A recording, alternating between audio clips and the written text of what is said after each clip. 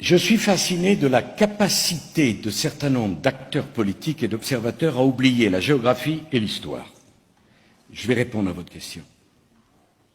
La Russie est un allié naturel et un partenaire naturel. Je ne veux pas que l'on recrée les conditions de la guerre froide qui a fait tant de mal sur le territoire du continent européen. C'est une erreur majeure. La Russie est grande comme 46 fois la France, à 2 fois la superficie des États-Unis d'Amérique, à 150 millions d'habitants. Dans l'histoire de l'humanité, jamais un pays qui n'avait pas la population pour occuper son territoire n'a été envahir le territoire d'à côté. Expliquer que la Russie va envahir l'Ukraine, c'est une méconnaissance totale de l'histoire, de la démographie et de la volonté des dirigeants russes. L'Ukraine est un grand pays de 42 millions d'habitants, dont 30% est russophone. L'Ukraine est un pont entre l'Europe et la Russie. Le jour où vous coupez le pont d'une rive, le pays n'a plus de sens. Plutôt que de pousser l'Ukraine dans un côté ou dans un autre, on ferait bien mieux de pousser l'Ukraine à avoir d'excellentes relations avec l'Europe et d'excellentes relations avec les Russes. Parce que si vous obligez l'Ukraine à choisir l'Europe plutôt que la Russie, que deviennent les 30% de russophones en Ukraine? La première décision du nouveau gouvernement ukrainien ayant été d'interdire l'usage du russe sur le territoire de l'Ukraine. C'est une erreur majeure. Ça ne veut pas dire, ce que je dis, que M. Poutine a raison sur tout. Sur la forme, je pense qu'il a eu tort. Mais moi, j'ai l'expérience de ça.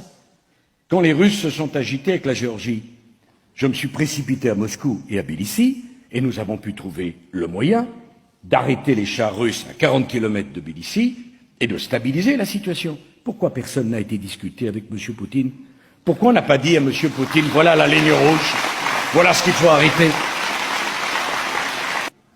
À propos de la Crimée, j'ai été celui qui a expliqué à M. Poutine, et ça fut rude entre nous, que les Kosovars ne voulaient plus vivre avec les Serbes et que M. Poutine, en tant que président de la Russie, devait laisser les Kosovars libres du droit des peuples à se déterminer.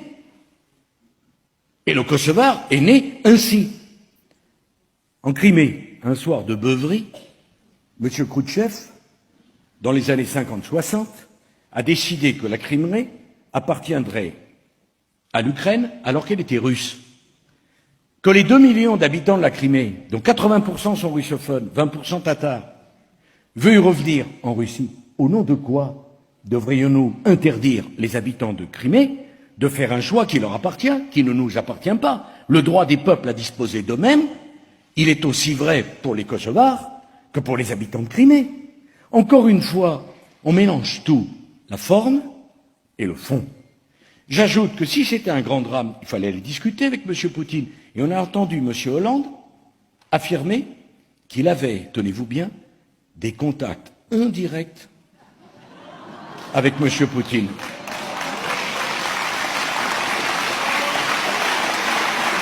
Je connais M. Poutine. Le contact indirect, ça suffit pas pour le convaincre.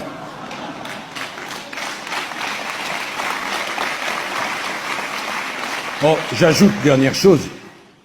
On peut défendre l'idée de ne pas livrer les Mistral. Moi, je pense qu'il faut les livrer. Mais on peut parfaitement les défendre, y compris dans ma propre famille politique. C'est pas un sujet qui doit nous fâcher.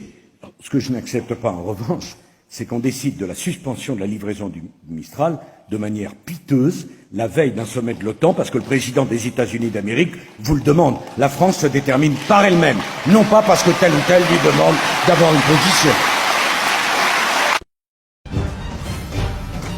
Afrique Média, le monde, c'est nous.